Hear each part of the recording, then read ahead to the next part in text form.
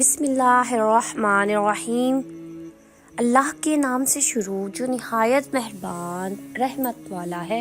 السلام علیکم ورحمۃ اللہ وبرکاتہ۔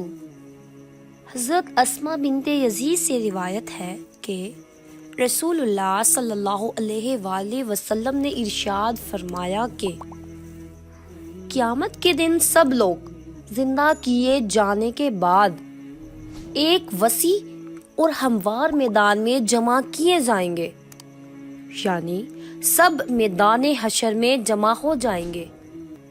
پھر اللہ کا منادی پکارے گا کہ کہاں ہیں وہ بندے جن کے پہلو راتوں کو بستروں سے الگ رہتے تھے، یعنی اپنے بستر چھوڑ کر جو راتوں کو تہجد پڑھتے تھے، بس وہ اس پکار پر کھڑی ہو جائیں گے اور ان کی تعداد زیادہ نہ ہوگی۔